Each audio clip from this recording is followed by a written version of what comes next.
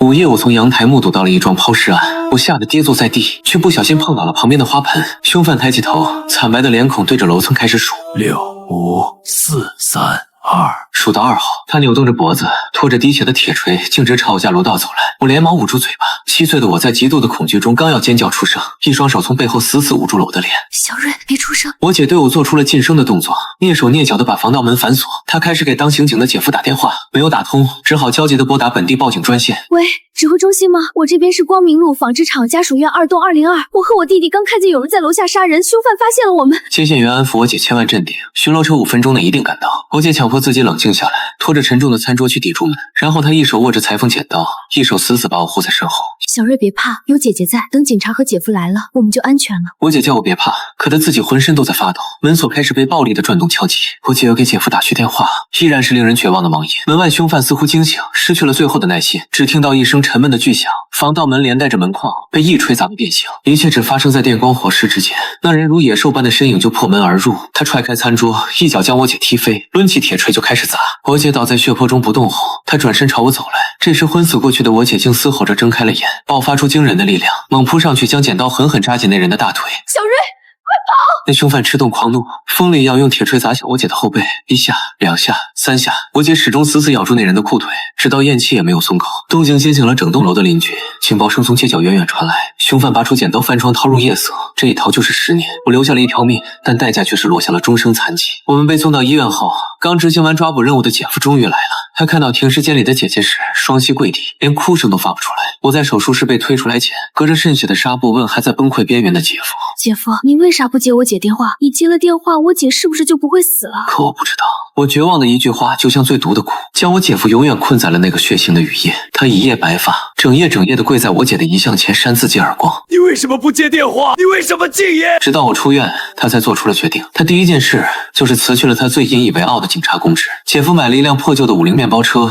副驾驶上坐着残疾的我。他散尽了所有的退役金和家底，印发了无数张凶手的画像悬赏。线下，他驱车横跨20个省，跑遍了300多个偏远山区、废弃厂矿和城中村，为妻追凶整整10年。我也在他的副驾驶上活了10年。可最后那次，2021年8月15号，声称终于堵住真凶的他，却被人在烂尾楼里连捅10几刀，没能活着走出来。而也就在他咽气的一瞬间，我重生了，重生在了我姐遇害之前。我睁开眼，发现自己站在阳台上，手还扶着花盆。楼下那个男人正抬起头，开始数楼层，6、5、4、3。我脑子里瞬间闪过姐姐的惨死那绝望的5分钟。这一次我一定要让姐姐活下来。我猛地转身，一把捂住正要尖叫的自己的嘴，然后死死抱住姐姐。姐姐愣住了。小瑞，你怎么了？我拼命摇头，压低声音说：姐，锁门，我们躲起来，躲到卧室床下。姐姐被我吓到了。什么？小瑞，你在说什么？我来不及解释，拉着她就往卧室跑。姐姐还想反抗，我死死拽着她的手。姐，你相信我，锁门没用的，他会砸开门，我们必须躲起来。姐姐看着我惊恐的眼神，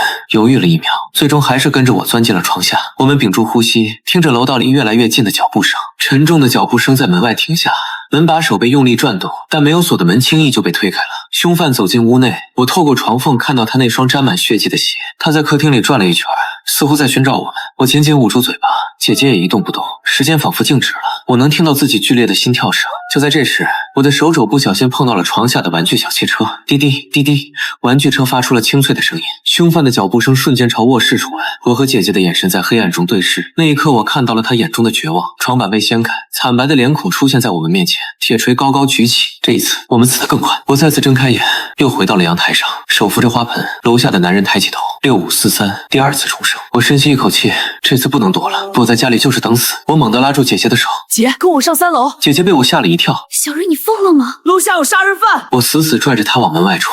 我们去找3楼的王哥，他能保护我们。姐姐犹豫了1秒，最终还是跟着我冲出了家门。我们飞快地跑上楼梯，身后传来沉重的脚步声。凶犯已经追进了楼道，我拼命敲着3楼的防盗门。王哥，救命！楼下有人杀人，他要杀我们！门内传来警惕的声音：谁啊？大半夜的！是我，2楼小瑞。王哥，求你开门，真的有杀人犯在追我们！门开了一条缝，露出王哥那张满是横肉的脸。他看了看我们身后空荡荡的楼梯，皱起眉头：小屁孩，别胡说八道，哪来的杀人犯？话音刚落，楼梯转角处突然传来沉重的脚步声。凶犯拖着铁锤出现了，惨白的脸上上沾满血迹，眼神空洞的盯着我们。王哥脸色瞬间变了，他想关门，我死死抓住门框。王哥，求你救救我们！王哥一把推开我，呆子别害了！说完，砰的一声关上了门，还从里面落了锁。我和姐姐绝望的拍打着门板，凶犯已经走到了楼梯口。姐姐把我护在身后，颤抖着举起从家里带出来的水果刀。凶犯举起铁锤，就在这时，他腰间的手机突然响了。他停下动作，接起电话。喂，搞定了吗？电话那头传来一个男人的声音。还有2个目击者。凶犯的声音嘶哑低沉，动作快点，接警中心那边我已经安排好了，会拖延出警时间，但你最多还有10分钟。我听到这句话，脑子里轰的一声，接警中心有内鬼，难怪我姐报警后警察迟迟不来，原来是有人故意拖延。凶犯挂断电话，再次举起铁锤，姐姐冲上去想拼命，被一锤砸倒在地。我想跑，但腿已经软了，只能眼睁睁看着铁锤落下。意识消散前，我死死记住了那句话：接警中心有内鬼，报警没用。我第3次睁开眼，还是那个阳台，还是那盆花。楼下的男人开始数数，6543。这一次我知道该怎么做了。我拉着姐姐冲进客厅，直奔电闸箱。姐姐惊叫：“小瑞，你干什么？”我一把拉下总闸，整栋楼瞬间陷入黑暗。姐，我们去楼梯间躲着，别出事。我拉着姐姐躲进了2楼和3楼之间的楼梯拐角。凶犯的脚步声在黑暗中响起，但他找不到我们的位置，只能在楼道里摸索。时间1分1秒过去，终于远处传来了警笛声。凶犯听到声音，咒骂一声，转身从消防通道逃走了。我和姐姐瘫坐在地上，劫后余生。很快，手电筒的光束照了过来，一个穿警服的年轻巡警走上楼梯。你们没事吧？姐姐哭着说：“警察同志，凶犯从消防通道跑了，你们快去追！”巡警点点头，走到我们面前，他突然掏出枪，对准了我姐姐的脑袋。噗！姐姐倒在血泊中。我惊恐地看着那个巡警，他转过枪口对准我，冷冷地说：“看到不该看就得死。”枪响前，我认出了他胸牌上的名字。这个巡警就是接警中心派来的第一批人，他是内鬼。我第4次睁开眼，楼下的男人又在数数，我的手在发抖，不是因为恐惧，是因为愤怒。前3次的死亡让我彻底明白了一件事：外面的救援已经被切断，接警中心有内鬼，来的巡警也是帮凶，等警察就是等死。我必须在这栋楼里靠自己的力量杀了那个凶手。姐姐察觉到我的异样，小瑞，你怎么了？我转身看着她。姐，如果我说我知道接下来会发生什么，你信吗？姐姐愣住了，什么意思？我深吸一口气，来不及解释了。姐，听我的，现在立刻去厨房拿菜刀，越重越好，然后把家里所有的食用油都倒在门口和楼梯上，动作要快。姐姐被我的语气吓到了。小瑞，你到底怎么了？我死死抓住她的手。姐，求你相信我，这一次报警没用，警察里有内鬼，会杀了我们灭口，我们只能自救。姐姐看着我的眼睛，那里面有着一个7岁孩子不该有的绝望和疯狂。她颤抖着点了点头。好，姐姐信你。我们飞快行动起来。姐姐去厨房拿了最重的菜刀和2瓶食用油，我则把客厅里所有能砸人的东西都搬到门口，花瓶、铁质烛台，还有爸爸留下的那把老虎钳。姐姐把油倒在门口的地板上，我说：“姐，不够，去楼梯上也倒一些，越多越好。”姐姐提着油瓶冲出门，在楼梯上泼洒。就在这时，凶犯已经上到了2楼，他看到了姐姐，姐姐吓得手一抖，油瓶掉在地上，油洒了一地。他转身想跑，脚下一滑，整个人摔倒在楼梯上。凶犯举起铁锤朝姐姐走来，每一步都踩在油上，但他的力量太大，根本不受影响。我冲出门，手里握着那把老虎钳。姐姐快回来！姐姐挣扎着爬起来，凶犯已经到了她面前。就在铁锤落下的瞬间，我用尽全身力气把老虎钳扔了出去，砸中了凶犯的手腕。铁锤偏离了方向，砸在楼梯扶手上，发出刺耳的金属碰撞声。姐姐趁机滚到一边，爬回了家门口。凶犯盯着我，眼神里第一次出现了情绪，那是被激怒的兽性。他踩着油渍朝我们冲来，我和姐姐躲进门内，想关门，但凶犯一脚踹开了门。他冲进来的瞬间，踩到了门口的油，脚下一滑，庞大的身躯失去平衡。我抓起花瓶砸向他的脑袋，姐姐也举起菜刀砍向他的手臂，但没用，他太强了。凶犯一把抓住姐姐的手腕，用力一扭，菜刀掉在地上，然后他抡起铁锤砸向姐姐的胸口，姐姐倒下了。我扑上去想救她，被凶犯一脚踢飞，我撞在墙上，肋骨传来剧痛，眼前开始发黑。凶犯走到我面前，举起铁锤，我用尽最后的力气问他：“你到底是谁？为什么要杀我们？”凶犯没有回答，铁锤落下。意识消散前，我脑海里只有一个念头：光靠我和姐姐2个人根本打不过他，我需要帮手，需要这栋楼里真正有战斗力的人。3楼的混混王哥不行，他只会自保，但是5楼还住着一个人，一个退伍的老兵，听说参加过对越自卫反击战。我第5次睁开眼，阳台、花盆、数数声，这一次我要去找那个老兵。我拉着姐姐冲出门，直奔5楼。姐姐气喘吁吁地问：“小瑞，我们去哪儿？”去找能救我们的人。我站在5楼老兵家门口，拼命敲门，门内传来苍老警惕的声音：“谁？”我深吸一口气，喊出了一个名字，一个我在姐夫10年追凶卷宗里看到过的名字。张爷爷，我是2楼小瑞，求您救救我们，救救小军。张爷爷，您在吗？门内突然安静了，小军是老兵早夭的孙子的名字。门猛地被拉开，老兵张国强站在门口，浑浊的眼睛死死盯着我。你怎么知道小军的名字？我喘着粗气。张爷爷，小军的乳名叫军娃，他5岁那年最爱吃您做的红烧肉。他说长大了要当兵。老兵的手开始颤抖。你到底是谁？我没时间解释。楼下传来沉重的脚步声，凶犯已经上楼了。张爷爷，楼下有杀人犯，他要杀我和我姐灭口。我知道您不想管闲事，但小军在天上看着您呢，他希望爷爷能救救我们。老兵的眼眶瞬间红了，他转身走进屋内，再出来时手里多了一把锈迹斑斑的猎刀。你们躲到我屋里去，把门锁好。姐姐想说什么？我拉住她。张爷爷小心。老兵没有回答，他握着猎刀站在楼梯口，腰板挺得笔直。凶犯拖着铁锤出现在楼梯转角，看到老兵时愣了一下。老兵冷冷地说：小伙子，放下武器，我当了20年兵，不想在这把老骨头上再沾血。凶犯没有说话，举起铁锤就砸。老兵身形一闪，猎刀划过凶犯的手臂，鲜血飙出。凶犯吃痛后退，眼神变得更加凶狠。两人在狭窄的楼道里厮杀。老兵虽然年纪大了，但战斗经验丰富，每一刀都精准地攻击凶犯的要害。凶犯的力量虽大，但在狭小空间里施展不开，铁锤几次都被老兵闪避。我透过门缝看着这一切，心里燃起了希望。老兵真的很强，他能赢。就在这时，楼下传来急促的脚步声和手电筒的光束，一个声音喊道：警察，都放下武器！是那个内鬼巡警。老兵听到警察的声音，下意识地回头，就是这一瞬间的分神，凶犯的铁锤砸中了老兵的肩膀，老兵闷哼一声，踉跄后退。内鬼巡警举着枪上楼，看到满身是血的凶犯和持刀的老兵，他毫不犹豫地扣动了扳机，砰！子弹击中了老兵的后背。老兵不可置信地回头看着那个巡警，我是退伍军人，我在保护孩子。内鬼巡警冷笑，持械伤人，拒不放下武器，我依法击毙。老兵轰然倒地，猎刀掉在地上。凶犯趁机冲向5楼的房门，一锤砸开了门锁。姐姐尖叫着把我护在身后。凶犯走进屋内，铁锤高高举起，姐姐闭上眼睛，等待死亡。铁锤落下，砸在姐姐的头上，她倒在血泊中，再也没有动。凶犯转向我看着姐姐的尸体，眼泪止不住的流。我听到内鬼巡警在门外和凶犯说话，动作快点，这次闹得太大，必须马上撤。凶犯点点头，举起铁锤。我死死盯着他，记住了他腿上的伤口位置，记住了老兵刚才砍中他手臂的角度，记住了他每一次挥锤前的发力习惯。铁锤落下，我的意识再次陷入黑暗。但这一次，我记住了一句话，内鬼巡警说的那句话：动作快点，这次闹得太大，必须马上撤。这说明他们之间有暗号，有接头的方式。我第6次睁开眼，阳台、花盆、树上，这是最后一次了。我能感觉到我已经掌握了足够的信息，凶犯的弱点，内鬼的身份，老兵的战斗力，但光靠老兵还不够，我需要更多的时间，需要让姐夫赶回来。前几次姐姐打姐夫电话都是忙音，因为姐夫在执行抓捕任务，手机设置了静音，普通电话打不通，但有一个号码一定能打通，市局内部专线，可以直接切入警用对讲机的紧急频道。我拉着姐姐冲进屋内，姐，别锁门，跟我去2楼消防通道。姐姐愣住，为什么？我从工具箱里抓起一卷铁丝，边跑边说，我们要把凶犯困在楼下，争取时间。我和姐姐冲到2楼消防通道门口，我用铁丝死死缠住门把手，一圈又一圈，把门和旁边的消防栓绑在一起。姐姐帮我拉紧铁丝。小瑞，这样真的有用吗？我咬着牙用力打结，能拖1分钟是1分钟。姐，快回家，用座机打市局内部专线，直接说要接通姐夫所在小队的警用对讲机紧急频道。姐姐震惊地看着我，你怎么知道这些？我没时间解释，楼下已经传来沉重的脚步声，快去，我们冲回家。姐姐颤抖着拨通了那个号码，电话响了3声后接通，对面传来严肃的男声，市局指挥中心，报上你的警号。姐姐慌了，我不是警察，我是刑警李建国的妻子，我叫林雨，我们家出事了，有杀人犯要杀我们，求你们接通我丈夫的对讲机。对面沉默了1秒，你知道这是紧急专线吗？随意拨打要承担法律责任。姐姐哭了出来，我知道，但我丈夫手机打不通，凶犯马上就要破门了，求求你们，我们在光明路纺织厂家属院2栋202，求你们救救我们。也许是姐姐的哭声太绝望，对面的人松口了，稍等，我帮你接通。几秒钟后，对讲机里传来嘈杂的声音和姐夫焦急的声音，雨雨，是你吗？出什么事了？姐姐听到姐夫的声音，眼泪瞬间崩溃。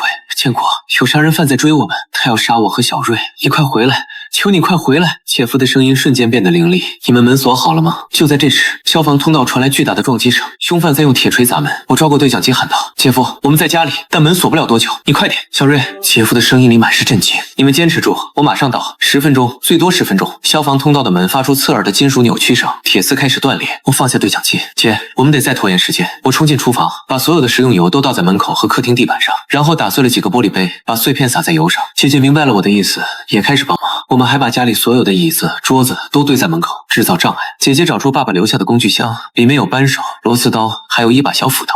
砰！消防通道的门终于被砸开了，凶犯拖着铁锤走进楼道。他看到我们家敞开的门，毫不犹豫地冲了进来，脚刚踏进门口，他就踩到了油和玻璃碎片。凶犯脚下一滑，庞大的身躯失去平衡，重重摔在地上，铁锤也脱手飞出。我抓起扳手砸向他的脑袋，姐姐也举起小斧头，但凶犯反应极快，一把抓住我的手腕，用力一甩，我整个人被摔到墙上。姐姐的斧头砍在凶犯的肩膀上，但只是划破了衣服，没有造成致命伤。凶犯一拳打在姐姐脸上，姐姐倒地，嘴角流血。凶犯爬起来去捡铁锤。就在这时，3楼传来混乱的声音，混混王哥被巨大的动静惊醒了。他打开门，探头往下看，楼下到底怎么了？大半夜的，还让不让人睡觉？凶犯抬头看了他一眼，王哥看到满身是血的凶犯，脸色瞬间变了，想关门，但已经晚了。凶犯的注意力被吸引，他拖着铁锤朝楼上走去。我趁机拉起姐姐，姐，我们去5楼找张爷爷。我们踉跄着往楼上跑，身后传来王哥的惨叫声和打斗声。我知道王哥撑不了多久，但至少能再拖延几分钟。我敲响5楼老兵的门，张爷爷，是我，小瑞。门开了，老兵看到我们狼狈的样子，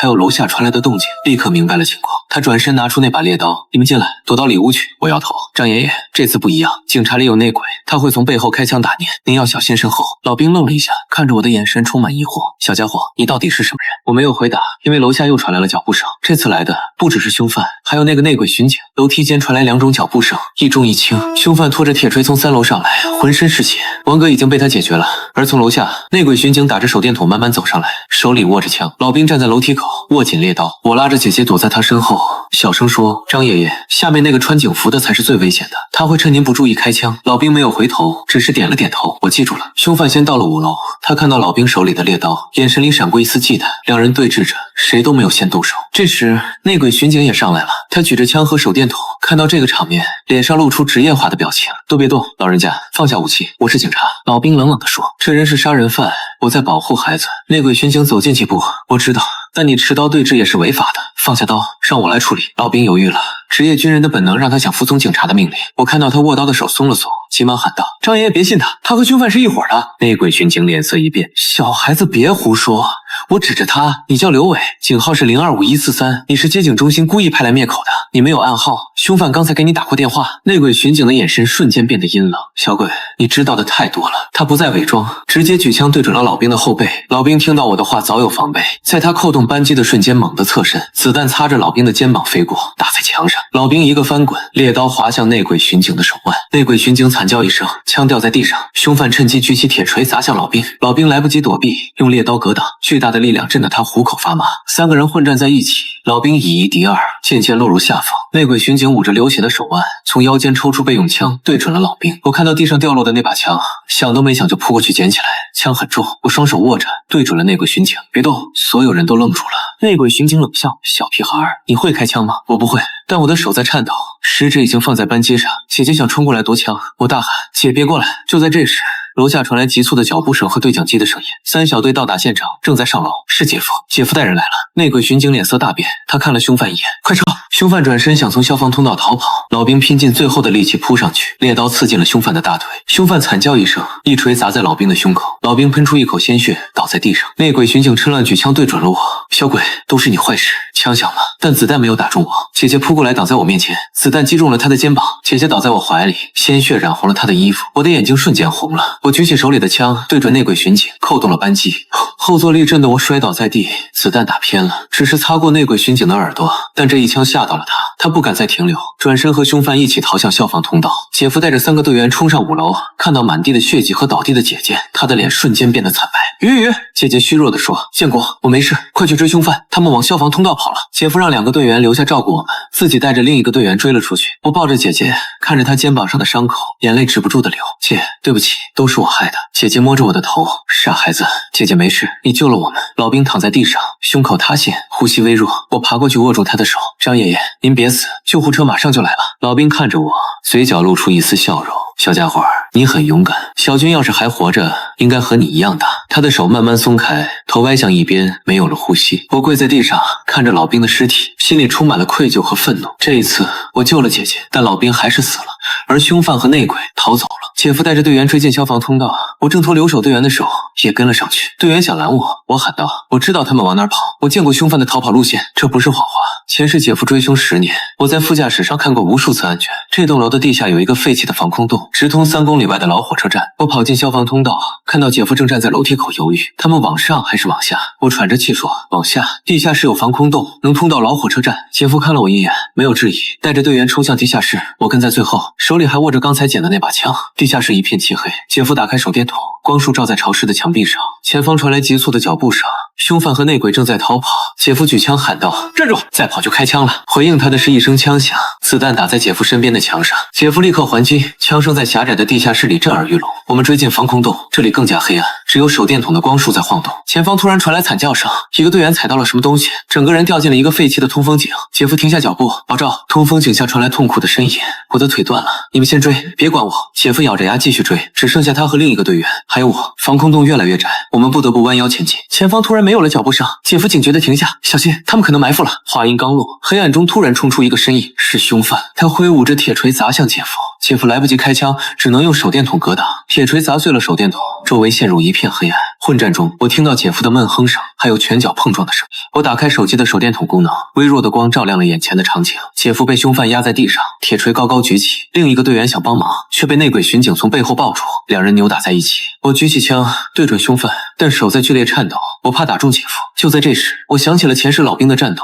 想起了他猎刀刺中凶犯大腿的位置，那是凶犯的弱点，右腿膝盖后侧有旧伤。我调整角度，对准凶犯的右腿，扣动扳机，子弹击中了凶犯的膝盖，凶犯惨叫一声，铁锤偏离了方向。姐夫趁机一拳打在凶犯的下巴上，翻身压住了他。另一边，内鬼巡警掏出刀子刺向那个队员的腹部，队员惨叫着倒地，内鬼巡警转身想逃，姐夫举枪射击，但凶犯突然挣扎，撞开了姐夫的手臂，子弹打偏了，内鬼巡警消失在黑暗中。姐夫想追，但凶犯死死抱住他的腿，姐夫一拳一拳砸在凶犯脸上。凶犯，你到底是谁？为什么要杀人？凶犯吐出一口血，嘶哑地说：“我只是拿钱办事，真正想杀人的另有其人。”姐夫一愣，谁？凶犯冷笑：“你以为你抓到我就结束了？这只是开始。他们不会放过那2个孩子的，因为那2个孩子看到的不只是我杀人，还有……”话没说完，一声枪响，凶犯的脑袋炸开，倒在血泊中。姐夫猛地回头，看到黑暗中站着的内鬼巡警，他的枪口还冒着烟。内鬼巡警冷冷地说：“他话太多了。”姐夫举枪，但内鬼巡警更快，他扣动扳机，子弹击中了姐夫的肩膀，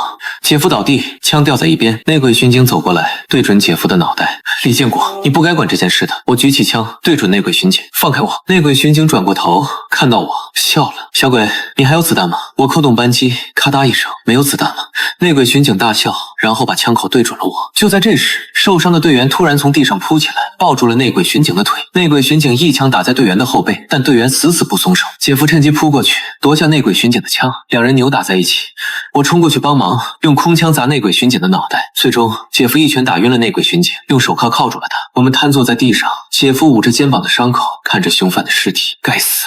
他还没说出幕后主使是谁，我看着凶犯睁大的眼睛，心里突然涌起一股不安。凶犯说，那2个孩子看到的不只是杀人，还有什么？我努力回忆那个雨夜，我从阳台上到底看到了什么？除了凶犯抛尸，还有……我的脑海里突然闪过一个画面，一辆黑色轿车停在楼下，车里坐着一个人，那个人我好像在哪里见过。思绪突然被一阵尖锐的眩晕打断，胸口传来窒息般的闷痛，眼前的一切瞬间扭曲。我猛地睁开眼，又回到了阳台上，手扶着花盆。楼下的男人抬起头，6543，但这次不一样，我的脑海里多了一个画面，那辆黑色轿车，还有车里那个模糊的人影。我必须看清他的脸，因为他才是真正的幕后主使。但现在不是想这个的时候，我必须先保住所有人的命。前几次的经验告诉我，单靠躲藏或者硬拼都是死路，不需要一个完美的计划。我转身看着姐姐，姐，听我说，接下来你要完全按照我说的做，一步都不能错。姐姐被我严肃的表情吓到，小瑞你怎么了？我深吸一口气，姐，我们没时间了，你现在立刻去拿铁丝，跟我去2楼消防通道，把门缠死，然后回家倒油，倒玻璃碎片，越多越好。姐姐想问为什么，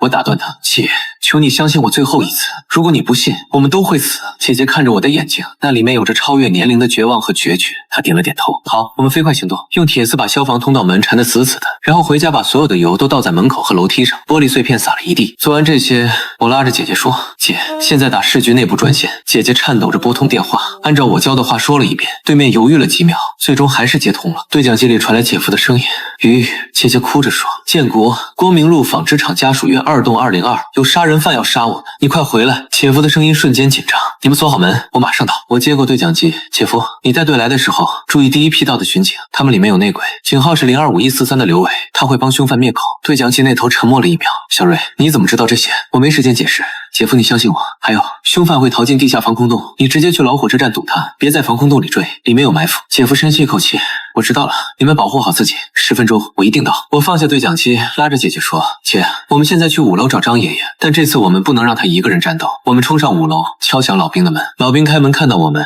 还没说话，我就抢先说。老兵看着我的眼睛，沉默了几秒，最终点头：“好，听你的。”我们开始布置陷阱。老兵找出家里的尼龙绳，在楼梯拐角处拉了一道半锁。我让姐姐把5楼到4楼的楼梯也倒满油，老兵则在4楼楼梯口藏好，手里握着猎刀。做完这些，我说：“姐，你和张爷爷躲在4楼，我去3楼叫醒王哥。”姐姐急了：“不行，太危险了。”我摇头：“姐，王哥虽然怂，但他家里有家伙，能帮我们拖延时间。你们在这等着，我很快回来。”我冲下3楼，用力敲王哥的门：“王哥，快开门，楼下有杀人犯，他要上来了。”门开了一条缝，王哥探出头：“小屁孩大半夜的瞎说什么？”我指着楼下：“不信你自己看。”他马上就上来了。王哥探头往下看，正好看到凶犯拖着铁锤走上楼梯。王哥脸色瞬间变了，想关门，我死死抓住门框：“王哥，你关门也没用，他知道这栋楼有人看到他杀人了，会挨家挨户找的。你要么帮我们，要么等着被杀。”王哥犹豫了，最终咬牙说：“操，老子跟他拼了！”他转身从屋里拿出一根铁棍，还有一瓶辣椒水。我说：“王哥，你别硬拼，等他上来踩到油摔倒了，你就泼辣椒水，然后赶紧跑。”王哥点头：“妈的，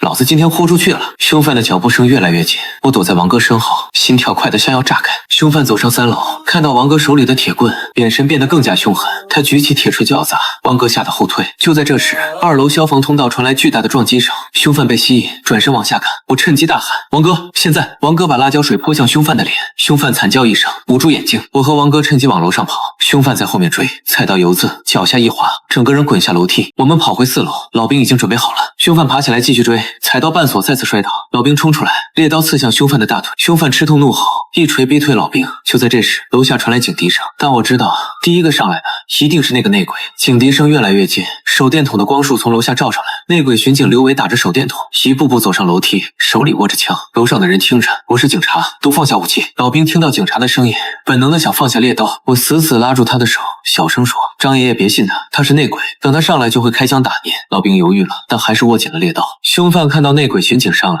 眼神里闪过一丝放松，他捂着流血的大腿往楼上推。内鬼巡警举着枪，光束照在老兵身上：“老人家，最后警告一次，放下刀。”老兵没有动，冷冷地说：“这人是杀人犯，我在保护孩子。”内鬼巡警冷笑：“那也轮不到你私自动手，妨碍公务、袭警，我有权击毙你。”他举起枪对准了老兵，我知道他要开枪了，但这一次我有准备。我躲在黑暗的楼梯拐角，深吸一口气，大声喊道：“动作快点，这次闹得太大，必须马上撤。”这是我前世听到的内鬼和凶犯之间的暗语。内鬼巡警的身体瞬间僵住，他猛地转头看向我藏身的方向。“你说什么？”我继续喊。“目击者都解决了吗？”上面的人催得很急。凶犯也愣住了，他看着内鬼巡警，眼神里满是疑惑。内鬼巡警的脸色变了，他意识到自己暴露了。老兵也反应过来，这个警察真的有问题。就在内鬼巡警犹豫的瞬间，楼下传来急促的脚步声和对讲机的声音。3小队到达，正在上楼。是姐夫。内鬼巡警脸色大变，他知道再不动手就来不及了。他举枪对准老兵，准备扣动扳机。老兵早有准备，猛地扑向一边，子弹打在墙上。王哥趁机用铁棍砸向内鬼巡警的后背。内鬼巡警踉跄几步，转身一枪打在王哥的腿上。王哥惨叫着倒地。凶犯趁乱举起铁锤砸向老兵，老兵用猎刀格挡，两人再次扭打在一起。姐夫带着3个队员冲上楼，看到混乱的场面，立刻举枪：“都别动！”内鬼巡警看到姐夫，脸上瞬间换上职业化的表情：“李队，你来的正好，这个老头持刀伤人，我正在制止他。”姐夫看了看满身是血的凶犯，又看了看内鬼巡警：“刘伟，你的枪为什么对着老人？”内鬼巡警一愣，他不肯放下武器，我在警告他。我从黑暗中走出来：“姐夫，别信他，他就是内鬼，他和凶犯是一伙的，他们有暗语，我刚才喊的那句话就是他们的街头暗语。”姐夫看向我：“小瑞，你确定？”我点头。姐夫，你查查他的通话记录，他肯定和凶犯通过电话。内鬼巡警脸色彻底变了，他突然举枪对准了我：“小鬼，都是你坏事！”姐夫瞬间反应过来，举枪对准内鬼巡警：“刘伟，放下枪！”内鬼巡警冷笑：“李建国，你以为抓住我就结束了？这件事比你想象的复杂得多，上面有人要灭口，你们都得死。他扣动扳机，子弹朝我飞来。姐姐从4楼冲下来，扑到我身上，子弹击中了他的后背。姐夫怒吼一声，开枪击中了内鬼巡警的手臂。内鬼巡警的枪掉在地上，他捂着手臂想逃，被2个队员扑倒按住。凶犯看到内鬼被抓，知道大势已去，想从消防通道逃跑。老兵拼尽最后的力气扑上去，猎刀刺进凶犯的大腿，凶犯惨叫着倒地。姐夫冲过来，一脚踢飞凶犯的铁锤，用枪顶住他的脑袋。别动！我抱着姐姐，她的后背血流不止。姐姐你别死，救护车马上就来了。姐姐虚弱的笑着，小瑞，姐没事，就是有点疼。姐夫跑过来，看到姐姐的伤，眼眶瞬间红了。玉，坚持住，我马上叫救护车。他掏出对讲机呼叫支援，然后脱下外套给姐姐止血。我看着姐姐苍白的脸，眼泪止不住的流。这一次，我救了姐姐，也救了老兵和王哥。凶犯和内鬼都被抓住了，但我知道这还没有结束。那个坐在黑色轿车里的人，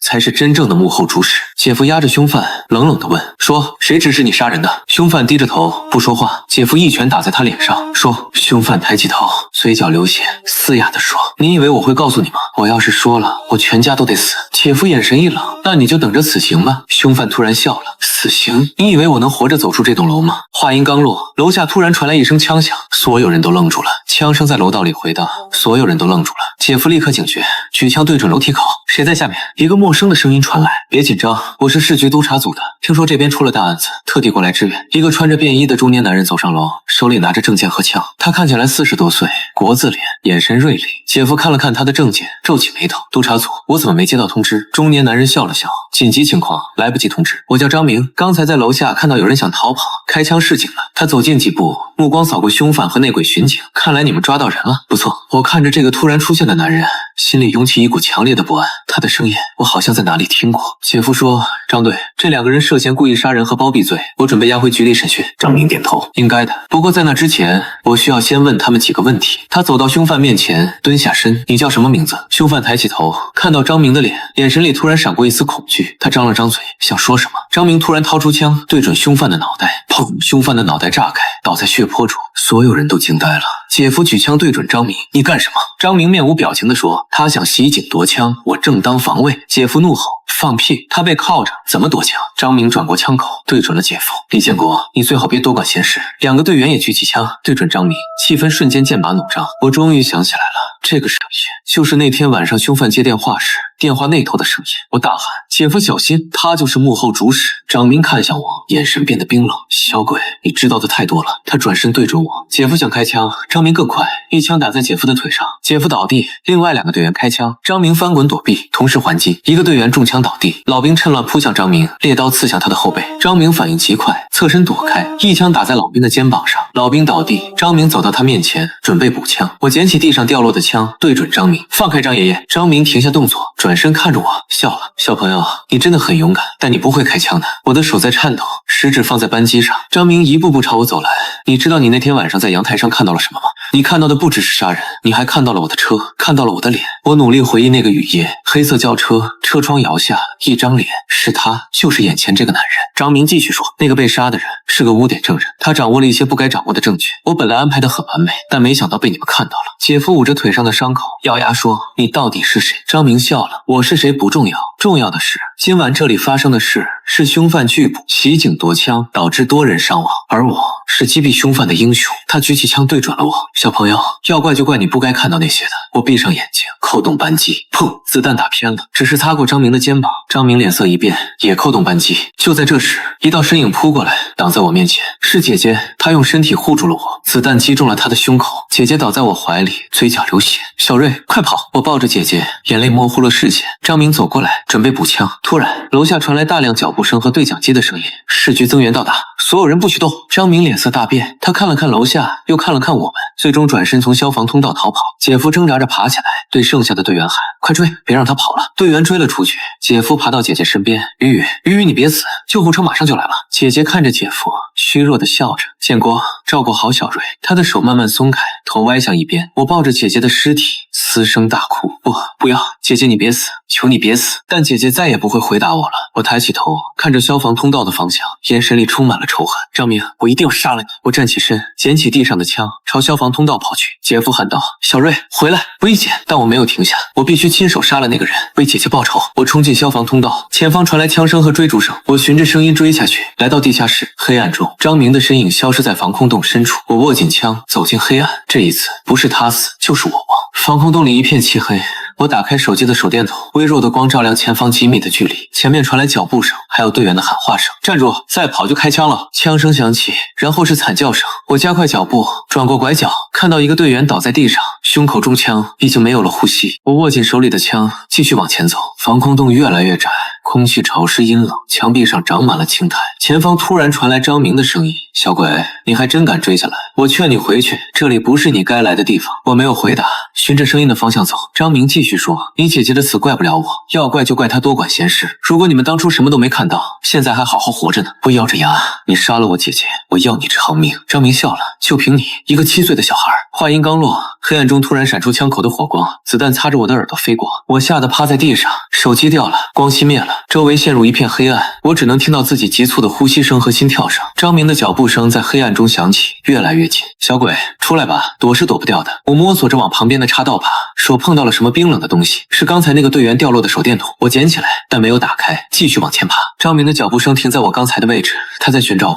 我屏住呼吸，一动不动，时间仿佛静止了。我能听到张明的呼吸声，他就在离我不到5米的地方。突然，远处传来姐夫的声音：“小瑞，你在哪？”张明立刻转身，朝声音的方向开枪。我趁机打开手电筒，光束照在张明的后背上。张明猛地回头，举枪对准我，我也扣动扳机，2声枪响几乎同时响起。我感觉肩膀一阵剧痛，子弹擦过我的皮肤，而我的子弹击中了张明的腿。他闷哼一声，单膝跪地。我挣扎着爬起来，举起枪对准他。张明也举着枪，两人对峙着。小鬼，你真的要杀我吗？张明喘着粗气说：“你知道杀人是什么感觉吗？那会成为你一辈子的噩梦。”我的手在颤抖，但眼神坚定。你杀了我姐姐，我必须为她报仇。张明笑了。报仇？你以为杀了我就结束了？我背后还有人，他们不会放过你的。我不在乎，今天你必须死。就在我准备扣动扳机时，姐夫的声音从后面传来：“小瑞，别开枪。”我回头看到姐夫一瘸一拐地走过来，身后跟着2个队员。姐夫走到我身边，按住我举枪的手：“小瑞，把枪给我。”我摇头。姐夫，他杀了我姐姐，我要亲手杀了他。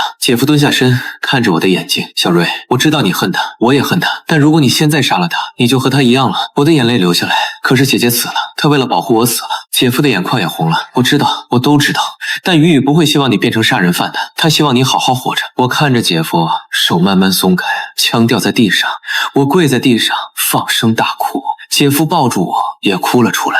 2个队员上前，用枪指着张明：“张明，你被逮捕了。”张明冷笑：“逮捕我？你们有证据吗？”姐夫擦干眼泪，站起身，走到张明面前：“证据？刚才你开枪杀了我的队员，还想杀小瑞，这些都是证据。而且我已经通知了市局，你的身份很快就会被查清楚。”张明的脸色变了，他突然举起枪，对准了自己的脑袋。姐夫大喊：“别动！”但已经晚。张明扣动了扳机，咔嗒一声，没有子弹。张明愣住，姐夫一脚踢飞他的枪，一拳打在他脸上。张明倒地，被队员用手铐铐住。姐夫捡起张明的枪，检查了一下，冷冷地说：“你运气不好，子弹打光了。”张明瘫坐在地上，脸上第一次露出绝望的表情。姐夫对队员说：“把他押回去，严加看管。”队员押着张明往外走，我看着他的背影，心里的仇恨并没有消失。但姐夫说的对，杀了他，我就和他一样。姐夫扶着我往外走：“小瑞，我们回家。”我摇头：“姐夫，姐姐还在楼上，我要陪着她。”姐夫的眼泪又流下来：“好，我们一起陪着她。”我们走出防空洞，天已经快亮了，救护车和警车停满了楼下，邻居们都被惊醒，站在窗口往下看。我和姐夫回到5楼，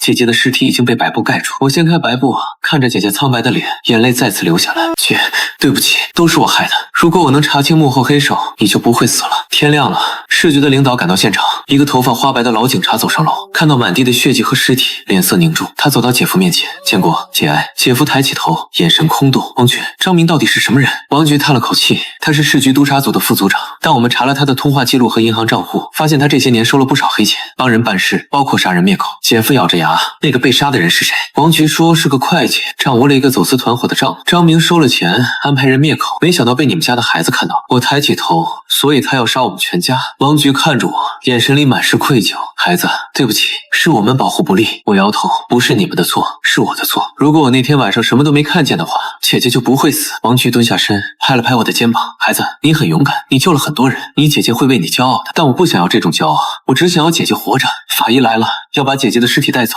我看着担架消失在楼梯口，突然感觉眼前一黑，整个人倒了下去。我又回到了那个阳台，手扶着花盆。楼下的男人抬起头，6543，但这一次我没有动，我就站在那里看着楼下的凶犯数数。这次我也看清了那辆黑色轿车里的张明，他正抬头看着我们的阳台，眼神冰冷。我深吸一口气，对姐姐说：“姐，你相信重生吗？”姐姐愣住：“什么？”我说：“如果一个人可以不断重生，回到过去改变未来，你相信吗？”姐姐蹲下身，摸着我的额头：“小瑞，你是不是发烧了？”我摇头：“姐，我没发烧，我只是想告诉你，接下来无论发生什么，你都要相信我，听我的话，好吗？”姐姐看着我认真的眼神，犹豫了几秒，最终点头：“好，姐姐相信你。”我拉着姐姐的手：“姐，我们这次不报警，也不躲藏，我们主动出击。”姐姐不解：“什么意思？”我说：“楼下那个杀人犯是张明安排的，张明是市局督察组的副组长，他想杀我们灭口，但他不知道我已经知道了他的身份。”姐姐震惊：“小瑞，你怎么知道这些？”我没有回答，只是说：“姐，你现在立刻给姐夫打电话，告诉他张明要杀我们，让他直接去抓找，不要来家里。”姐姐颤抖着拿起电话，拨通了姐夫的号码。“建国，是我。”姐夫的声音传来：“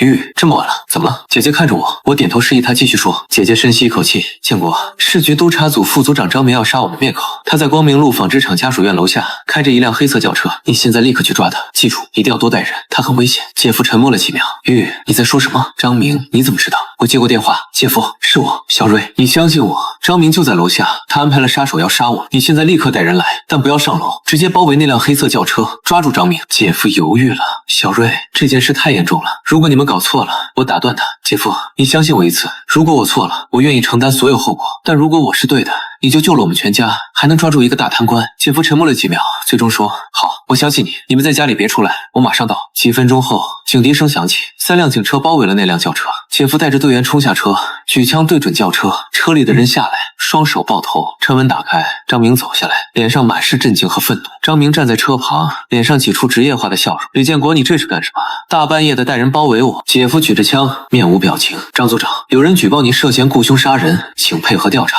张明脸色一变：“荒谬！谁举报我？有什么证据？”姐夫说：“证据我们会查，现在请你跟我们回局里配合调查。”张明冷笑：“李建国，你知道你在做什么吗？我是督察组副组长，你一个小小的刑警队长，有什么资格抓我？”姐夫不为所动：“任何人犯法都要接受调查，包括你。”张明看了看周围的警察，又看了看楼上的我们，眼神变得阴冷。他突然掏出枪，想要反抗，但姐夫早有准备，一枪打掉了他手里的枪。其他队员立刻冲上去，把张明按倒在地，用手铐铐住。张明挣扎着喊：“李建国，你会后悔的！你知道我背后有多少人吗？你动我就是找死！”姐夫冷冷地说：“那就让他们来找我，把他带走。”队员押着张明上了警车。就在这时，楼道里传来沉重的脚步声，那个凶犯拖着铁锤冲了出来，看到张明被抓，愣住了。姐夫立刻举枪，放下武器，双手抱头。凶犯看了看警车里的张明，又看了看周围的警察，知道大势已去，他放下铁锤，跪在地上，双手抱头。队员冲上去，把他也铐住了。我和姐姐站在阳台上，看着这一切。姐姐不可置信地说：“小瑞，你怎么知道这些的？”我没有回答，只是紧紧抱住她。“姐，这次你不会死了。”姐姐摸着我的头：“傻孩子，姐姐本来就不会死啊。但我知道，在另一个时间线里，她已经死了7次。”姐夫带着队员上楼，看到我们平安无事，松了一口气。他走过来，蹲在我面前：“小瑞，告诉姐夫，你是怎么知道张明的？”我看着姐夫，认真地说：“姐夫，我做了一个很长很长的梦，在梦里，我看到了所有会发生的事。我看到凶犯杀了人，看到张明指使他灭口，看到姐姐为了保护我死了，看到你为了给姐姐报仇，追凶10年，最后也死。”姐夫愣住：“小瑞，我继续说。姐夫，我知道你不信，但这就是真的。我重生了很多次，每一次都想救姐姐，但每次都失败了。直到这一次，我才明白，不能被动防守，要主动出击，在张明动手之前先抓住他。”姐夫看着我的眼睛，那里面有着超越年龄的沧桑和疲惫。他沉默了很久，最终说：“小瑞，不管你是怎么知道的，你救了我们全家。”姐夫，谢谢你。我摇头：“姐夫，是你救了我们。如果你不相信我，不带人来抓张明，我和姐姐还是会死。”姐夫抱住我：“小瑞，以后不会了，姐夫会保护好你们。”姐姐也蹲下来抱住我们，我们一家人永远在一起。我靠在他们怀里，眼泪流了下来。这一次终于不是绝望的眼泪，而是劫后余生的眼泪。接下来的几天，市局对张明展开了全面调查，从他的银行账户里查出了大量来路不明的资金，从他的通话记录里查出了和凶犯的联系，从他的电电脑里查出了走私团伙的证据，张明被正式逮捕，等待他的将是法律的严惩。那个凶犯也招供了，说是张明花钱雇他杀人灭口。内鬼巡警刘维也被抓了，他是张明安排在接警中心的眼线，专门负责拖延出警时间，给凶犯制造逃跑机会。案子破了，我们一家终于安全了。但我知道这只是开始。张明说过，他背后还有人，那个走私团伙不会善罢甘休的。果然，1个月后，姐夫接到了一个匿名电话，电话那头的声音低沉沙哑。李建国，你很聪明，抓住了张明，但你以为这就结束了吗？姐夫冷冷地说，你是谁？对方笑了，我是谁不重要，重要的是你的家人还活着。如果您想让他们继续活着，就别再查下去了。姐夫怒道，你敢威胁我？对方说，这不是威胁，是忠告。张明只是一颗棋子，你动了他，就是动了整个棋盘。识相的话，就此收手，否则你会后悔的。电话挂断了，姐夫脸色凝重，他看着我和姐姐，心里做出了决定。当天晚上，姐夫把我们叫到一起，说，雨雨，小瑞，我决定了，我们搬家，离开这个城市。姐姐愣住，为什么？姐夫说这个案子牵扯太大，我怕连累你们，我们去外地重新开始。我摇头，姐夫，逃跑不是办法，他们会找到我的。姐夫看着我，那你说怎么办？我说，姐夫，你继续查，把整个走私团伙都挖出来，我相信你，你一定能做到。姐夫犹豫了，但是你们的安全。我说，姐夫，我们可以暂时住到警察局的安全屋里，等案子破了，我们再回来。姐夫想了想，最终点头，好，就这么办。接下来的几个月，姐夫带着专案组日夜奋战，顺着张明的线索，一点点挖出了整个走私团伙。这是一个庞大的犯罪网络，涉及海关、警察，甚至政府官员。姐夫顶着巨大的压力，一个个抓捕归案，最终整个团伙被连根拔起，几十个犯罪分子被绳之以法。姐夫因此立了大功，被提拔为副局长，而我们一家终于可以安心的生活了。